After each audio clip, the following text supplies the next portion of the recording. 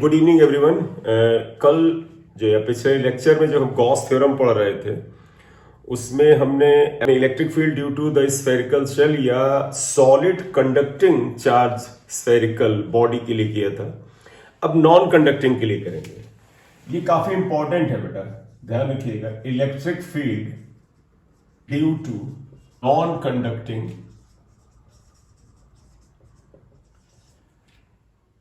Solid charged sphere, हमें इसका derivation करना है।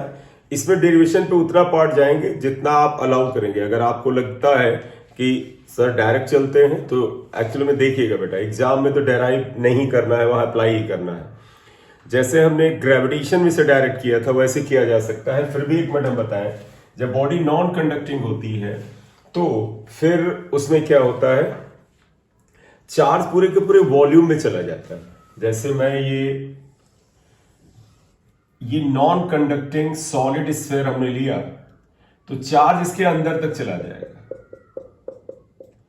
ये सेंटर O है, रेडियस R है ये, और चार्ज Q अगर होगा। हमें बताना है कि डिस्टेंस R पे पॉइंट P है, हमें यहां इलेक्ट्रिक फील्ड बताना है। तो when non conducting body is charged, then charge spreads uniformly on the volume। बेटे इसके वॉल्यूम में चार्ज स्प्रेड होता है। तो जब बेटा पूरे वॉल्यूम में चार्ज स्प्रेड होगा तो यहां पर टर्म आएगा volume charge density. Therefore volume charge density, जिसे हम रो से लिखते हैं, that is equal to charge upon volume, and that would be equal to q upon volume. बेटा स्फीयर का होता है 4/3 pi r cube. Capital R होगा क्योंकि रेडियस लिया जाता है। तो therefore you can say that rho equal to q upon 4/3 pi r cube. Rho equal to q upon 4/3 pi r Q. यहां से हमें क्यू की वैल्यू उठानी होगी तो रो इंटू दिस हम उठा लेंगे। अब हम आएंगे केस 1, व्हेन या इफ लिख लीजिएगा, if R is greater than R, मतलब ये स्मॉल r कैपिटल R से बड़ा है। इसका मतलब क्या हुआ, point P is outside, that is point P is outside, point P outside है। अब आप एक चीज बताइएगा, दो केस बिल्कुल सेम ही रहने वाले हैं बेटा। बाहर इलेक्ट्रिक फील्ड जो कल हमने हॉलो स्फीयर वाला किया था वही आएगा, सरफेस पे इलेक्ट्रिक फील्ड वही वाला आएगा जो हमने हॉलो स्फीयर में किया था, बस अंदर चीजें बदलेंगे, राइट। तो इसलिए बाहर वाले को तो आप सीधे लिख लीजिएगा, E आउटसाइड इक्वल टू क्या होगा, 1/4 pi epsilon not Q upon R square. ये बिल्कुल पॉइंट चार्ज की तरह बर्ताव करेगा, लेकिन हम यहां रो की एंट्री करा सकते हैं। यहां से देखो बेटा, Q equal to rho into 4/3 pi r cube होता है। आप इसको इंट्रोड्यूस कर सकते हैं, इसको इक्वेशन x1 लिख लें। तो अब आप इसको लिखें, देखो Q की जगह पे ये टर्म पूरा लिख लेते हैं, rho 4/3 pi r cube upon 4 pi epsilon not R square. 4 pi 4 pi cancel होगी तो E आउटसाइड बेटे आ जाएगा rho R cube upon 3 epsilon not R square. ये रो के टर्म में बेटा इलेक्ट्रिक फील्ड आता है, ये Q के टर्म में, ये रो के टर्म में। दोनों में देखिएगा E outside is proportional to 1/r square है, 1/r स्क्वायर है। तो आप लिख सकते हो electric field outside is proportional to 1/r square. यानी ग्राफ बनाने में ये टर्म हमें मदद करेगा। इक्वेशन 3 बोले, इतनी बात क्लियर। इसे लिख लीजिए बेटा, जिसे लिखना जल्दी से। नेचुरली बेटा सेकेंड केस क्या होगा, सेकेंड केस में आप पॉइंट P को सरफेस पे ले आएंगे, और जब आप उसे सरफेस पे ले आएंगे तो केवल एक चेंज होगा, स्मॉल r जो होगा वो कैपिटल R के बराबर हो जाएगा। तो आप यही करने जा रहे हैं, पॉइंट P यहां पर आ जाए।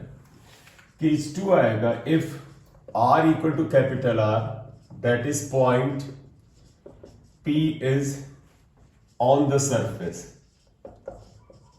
ये सरफेस पे है, देयरफॉर बेटा ई सरफेस क्या आ जाएगा, बस बेटा एक चीज करिएगा, स्मॉल आर को कैपिटल आर यहां कर दीजिए, तो that is equal to 1/4 pi epsilon naught q upon capital r square, equation 4 आता है।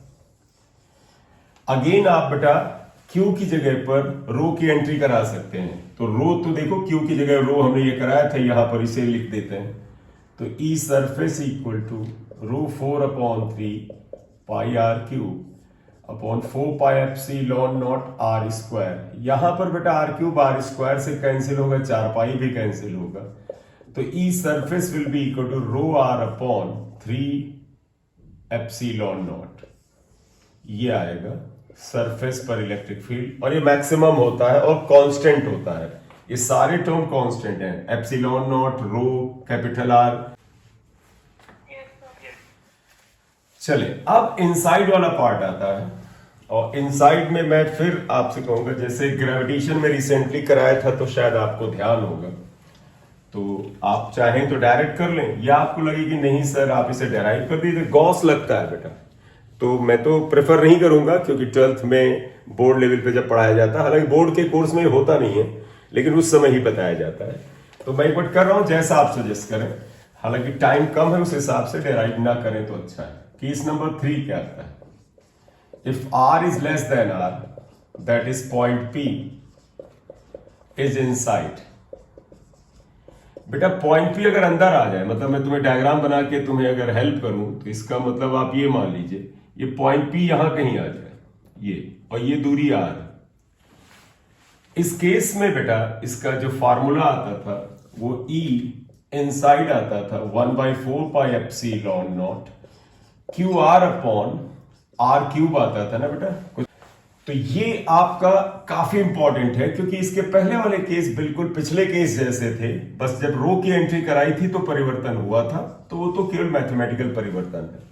अब फिर आप देखिएगा क्यू की जगह रो इंट्रोड्यूस कर ले, तो रो को आप ऑलरेडी पता कर चुके हैं, तो मैं ऐसे कर रहा हूं 4 pi epsilon not r cube, देखो ये आर मैं यहां ले आया और क्यू की जगह वैल्यू लिखूं, तो ये था 4/3 पाई आर क्यूब रो, ये था, ये आर क्यूब कैंसिल होगा, 4 पाई कैंसिल हो जाएगी, और तो कुछ कैंसिल हो नहीं रहा, तो देखो E इनसाइड इसमें कैसे आ जाएगा, रो अपॉन 3 एप्सिलॉन नॉट और R आ जाता है, ये स्मॉल r है बेटा, ये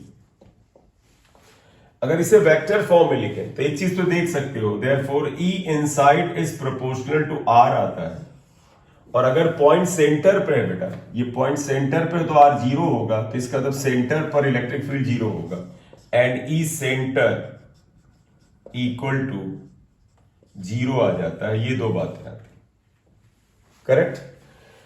ये फॉर्मूला याद रखो, ये काफी इंपॉर्टेंट है, रो r upon 3 epsilon not in vector form. ये E इनसाइड पे एरो लगाए तो आएगा रो, R पे एरो लगा दीजिए अपॉन 3 एप्सिलॉन नॉट, और ये क्या बताता है बेटा कि इनसाइड इलेक्ट्रिक फील्ड, ये जो आपका पोजीशन वेक्टर आ रहा है इसकी डायरेक्शन में, देखो इलेक्ट्रिक फील्ड की डायरेक्शन इस डायरेक्शन में होगी, पोजीशन वेक्टर की डायरेक्शन में, करेक्ट। अगर ये चार्ज नेगेटिव हो बेटा, ये नेगेटिव चार्ज हो अगर, तो फिर यहां पर माइनस लगा देना, क्योंकि उस समय इलेक्ट्रिक फील्ड अंदर की तरफ होगी। इफ चार्ज इज नेगेटिव, अगर नेगेटिव हो बेटा तो आप फिर इसमें ऐसे लगाना minus rho r upon 3 epsilon not. बेटे माइनस क्यों लगाया है, क्योंकि r के अपोजिट है, देखो इलेक्ट्रिक फील्ड नेगेटिव चार्ज के केस में ये जो r है इसके अपोजिट अंदर की तरफ होगा। इसका एक ग्राफ बना देते हैं बेटे, देखिएगा इसका ग्राफ है, ये आ रहा है, हम लोग कैसे लेते हैं आपको पता है बेटा, हम मानते हैं कि उस स्फेयर का सेंटर यहां पर है, स्फेयर की बाउंड्री बेटे यहां तक है, तो सेंटर पे इलेक्ट्रिक फील्ड 0 था, अंदर डायरेक्टली प्रोपोर्शनल था, तुम्हें याद होगा I in is proportional to R, और फिर बाहर बेटा आप ध्यान रखिएगा 1/r² था, देखो बेटा ये E outside is proportional to 1/r² होता है, ये